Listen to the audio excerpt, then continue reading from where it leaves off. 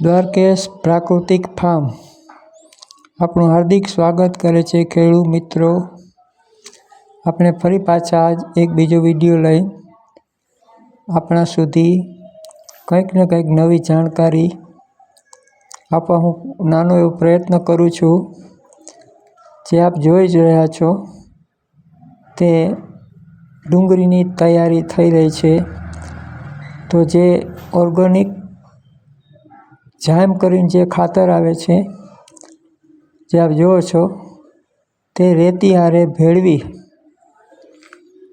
Mix કરવાનું છે। આ જામ છે અને એની હારે રેતી આપણે ભેળવી દીધી છે। આ કિંગ ડુંગળી છે તે આપણે એ રેતી હારે મિક્સ કરી અને એક હારે મિક્સ કરી ભેળવી દેવાનું છે। આ રીતના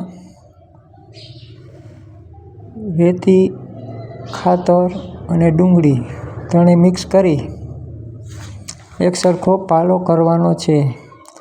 ઓછા ખર્ચે ખેતી કેમ થાય અને ખેડૂત સુધી આ માહિતી પોગે માટે આ વિડીયો બનાવવામાં આવે છે।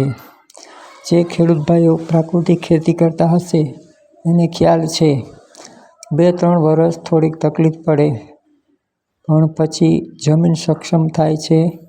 અંદર અળસિયા રહે છે, મોંઘી દવા અને ડીએપી યુરિયાથી આપણે જમીન પણ ધીમે ધીમે બગડતી જાય છે।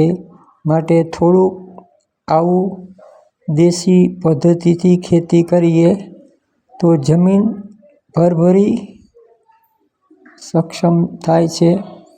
પછી આપણે આ ડુંગળીનું જે વાવેતર કરવાનું છે તે જમીનમાં ઉનાળે લીંબોળી ખોળ એરંડી ખોળ આપણે વીઘે 20 કિલો નાખેલું છે અને એની હારે ગ્રીન ઇન્ડિયા જે આવે છે બેક્ટેરિયા તે પણ ઉનાળે આપણે ચાસમાં નાખેલું છે।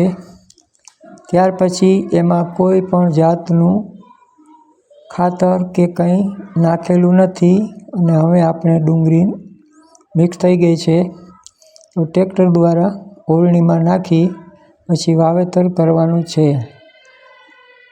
જે આપ જોઈ શકો છો જે 60નો ક્યારો છે તેમાં આપણે 6 ચાસ કરવાના છે। ડુંગળી આપણે 6 દાંતે વાવેતર કરી છીએ કે જેથી વચ્ચે જગ્યા રહે તેમાં નિંદામણ માટે જે આપણે અગાઉ પણ એક વિડીયો મૂક્યો હતો કે મોટરસાઇકલ પાછળ જે આપણે સાથી બનાવવામાં આવ્યું છે તો ઓર્ગેનિક કરી માટે એમાં કોઈ જાતની ખડની દવા મારી નથી શકતા। એટલા માટે આપણે આમાં પણ જુગાર કંઈક કરવો પડે, ઓછા ખર્ચે ખેતી થાય અને આ ડુંગળીમાં 60ની ક્યારામાં 6 દાંતે ડુંગળીનું વાવેતર કરેલ છે।